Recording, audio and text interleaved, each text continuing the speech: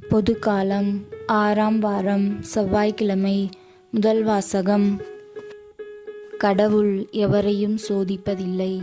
திருத்தூதர் யாக்கோபு எழுதிய திருமுகத்திலிருந்து வாசகம். அதிகாரம் 1, இறைவார்த்தைகள் 12-18 வரை. அன்பிற்குரியவர்களே, சோதனையை மன உறுதியுடன் தாங்குவோர் பேறு பெற்றோர். ஏனெனில் அவர்களது தகுதி மெய்ப்பிக்கப்படும் போது தம் மீது அன்பு கொள்வோருக்கு கடவுள் வாக்களித்த வாழ்வாகிய வெற்றி வாகையினை அவர்கள் பெறுவார்கள். சோதனை வரும்போது இச்சோதனை கடவுளிடமிருந்தே வருகிறது என்று யாரும் சொல்லக்கூடாது. ஏனெனில் கடவுள் தீமையின் தூண்டுதலுக்கு உள்ளாவதில்லை. அவரும் எவரையும் சோதிப்பதில்லை. ஒவ்வொருவரும் தம் சொந்த தீய நாட்டத்தினாலே சோதிக்கப்படுகின்றனர்.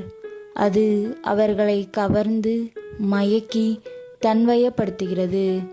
பின்னர் தீய நாட்டம் கருகொண்டு பாவத்தை பெற்றெடுக்கிறது. பாவம் முழு வளர்ச்சியடைந்து சாவை விளைவிக்கிறது. என் அன்பார்ந்த சகோதர சகோதரிகளே, ஏமாந்து போக வேண்டாம். நல்ல கொடைகள் அனைத்தும் நிறைவான வரம் எல்லாம் ஒளியின் பிறப்பிடமான விண்ணக தந்தையிடமிருந்தே வருகின்றன. அவரிடம் எவ்வகையான மாற்றமும் இல்லை. அவர் மாறிக்கொண்டிருக்கும் நிழல் அல்ல. தம் படைப்புகளுள் நாம் முதற்கனிகளாகும்படி உண்மையை அறிவிக்கும் வார்த்தையால் நம்மை ஈன்றெடுக்க அவர் விரும்பினார். ஆண்டவரின் அருள்வாக்கு. இறைவா, உமக்கு நன்றி. பதிலுரை பாடல். திருப்பாடல் 94. பல்லவி. ஆண்டவரே, நீர் கண்டித்து பயிற்றுவிப்போர் பேறு பெற்றோர். ஆண்டவரே, நீர் கண்டித்து உம் திருச்சட்டத்தை பயிற்றுவிக்கும் மனிதர் பேறு பெற்றோர். அவர்களின் துன்ப நாட்களில் அவர்களுக்கு அமைதி அளிப்பீர். பல்லவி. ஆண்டவரே, நீர் கண்டித்து பயிற்றுவிப்போர் பேறு பெற்றோர். ஆண்டவர் தம் மக்களை தள்ளிவிடார்.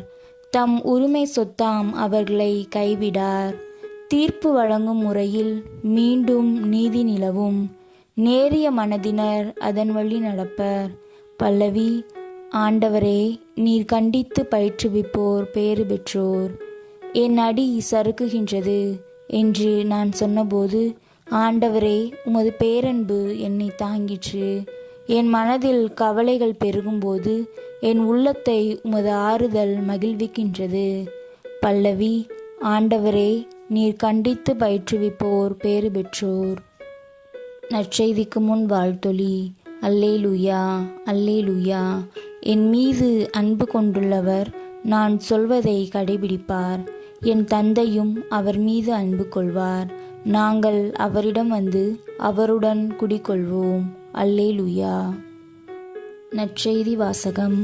பரிசேயர், ஏரோதியர் ஆகியோரது புளிப்பு மாவை குறித்து மிகவும் கவனமாயிருங்கள். மார்க்கு எழுதிய தூய நற்செய்தியிலிருந்து வாசகம். அதிகாரம் 8, இறைவார்த்தைகள் 14-21 வரை. அக்காலத்தில் சீடர்கள் தங்களுக்கு தேவையான அப்பங்களை எடுத்துச் செல்ல மறந்துவிட்டார்கள். படகில் அவர்களிடம் ஓர் அப்பம் மட்டுமே இருந்தது. அப்பொழுது இயேசு பரிசேயர், ஏரோதியர் ஆகியோரது புளிப்பு மாவை குறித்து மிகவும் கவனமாயிருங்கள் என்று அவர்களுக்கு கட்டளையிட்டார்.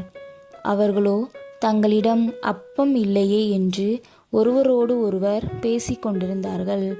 இதை அறிந்த இயேசு அவர்களை நோக்கி, நீங்கள் உங்களிடம் அப்பம் இல்லை என ஏன் பேசிக்கொள்கிறீர்கள்?